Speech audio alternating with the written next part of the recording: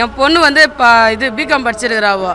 நான் வந்து கல்யாணம் பண்ணேன். இப்போ எனக்கு பயமாக இருக்குது இங்கே இருக்கிறதுக்கே. என்னை இங்கே இருக்கவே வானான்றாங்க. என்னை இங்கேருந்து போய்ட்டு சொல்கிறாங்க, உன் மாமியார் ஊருக்கே போய்ட்டுன்றாங்க. நான் பிறந்து வந்த ஊர் இதுதான். நான் இங்கே விட்டுட்டு நான் எப்படி போக முடியும்? எனக்கு அம்மாவால அப்பாவால் 2 பேருமே இறந்துட்டாங்க. எனக்கு இருக்கிறது எங்கள் அக்கா ஒண்டி தான் எனக்கு. இப்போ எங்கள் அக்கா வந்து கல்யாணம் ஆகாதது, அது கூட யார் இருப்பாங்க சொல்லுங்கள்? அதுக்கு நான் தான் துணையாக இருக்கிறேன். என்ன இங்கே இருக்க வேணான்னா நான் எங்கே போகணும்னு சொல்லுங்கள் பார்க்கலாம். எனக்கு ஒரு பையன் இருக்கிறான், அவன் வேலைக்கு போயிருக்கிறான் கோயிக்கல்ல. அவன் வேலை செய்கிற இடத்துலலாம் போய் அவனை விசாரிக்கிறாங்க.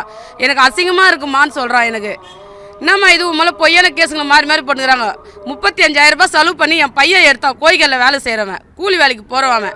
ஒரு நாளைக்கு 500 ரூபாய் சம்பளம் வாங்குறான். அந்த சம்பளத்தில் வச்சு என் பிள்ளை வட்டிக்கு வாங்கி எடுக்குது என்ன வெளியே. என் மேலே இந்த மாதிரி பொய் கேஸே போட்டுருந்தா எப்படி சொல்லுங்கள்? நான் இந்த இந்த இந்த விஷயத்தில் கூட என்னை வந்து விசாரிச்சாங்க. என்னை எல்லா டீமும் வந்து விசாரிச்சு. நான் ஒரே வார்த்தை சொன்னேன், என் தம்பி செய்யலை இதை, என் தம்பி பண்ணல, நான் அடிச்சு சொல்லுவேன், இது பொய் கேஸு நான் சொன்னேன். என்னை யாருமே நம்பலை போலீஸ். என்னையே வந்து இந்த கேஸில் சேர்த்துக்க பார்த்தாங்க. ஆனால் நான் எப்படியோ தப்பிச்சு இதில் வெளியே வந்துட்டேன். நான் இதில் இல்லவே இல்லைன்னு சொல்லி வெளியே வந்துட்டேன். நான் இது தர்கா நாங்கங்க 45 வருஷமாக சந்தை கூட நடத்துகிறோம். இந்த தர்காவில், இந்த தர்காவுக்கு யாரோ வந்தாங்க போட்டி போட்டுன்னு. ஆனால் நாங்கள் உள்ள, ஏன்னா எங்கள் அப்பா நடத்தி எங்கள் தாத்தா நடத்தி இப்போ நான் நடத்துகிறேன். நானும் என் தம்பி எங்கள் அக்கா எல்லாம் சேர்ந்த கும்பலாக இந்த ஊரே நடத்துது. இந்த சந்தை ஊர் மக்களே நடத்துது சந்தை கொடுத்த இது. ஆனால் என்ன பண்ணுறாங்கன்னா, இந்த தர்கா உள்ள ஏற்கனவே வந்து சருகு வச்சேன்னு சொல்லிட்டு போலீஸ் வந்து சருகு உள்ளே வச்சு எத்தாங்க. அதுவும் பொய் கேஸ். என் தம்பி பையன் மேலே ஒரு 15 வயசு பையன் மேலே கேஸை போட்டாங்க. அவன் ஜட்ஜி வரைக்கும் போய் அவங்க அம்மா வந்து அவ்வளோ கஷ்டப்பட்டு வெளியே எடுத்தான் அந்த பையனை, 15 வயசு பையனை. அவனை ஜெயிலுக்கு அனுப்ப பார்த்தாங்க. அவன் ஏதோ தப்பிச்சு ஏதோ கவுல் செஞ்சு பொண்ணுமே வெளியே வந்துட்டான் அந்த பையன். இப்போ ஏதோ ஒரு பெட்ரோல் பங்க்கில் வேலை செய்கிறான்.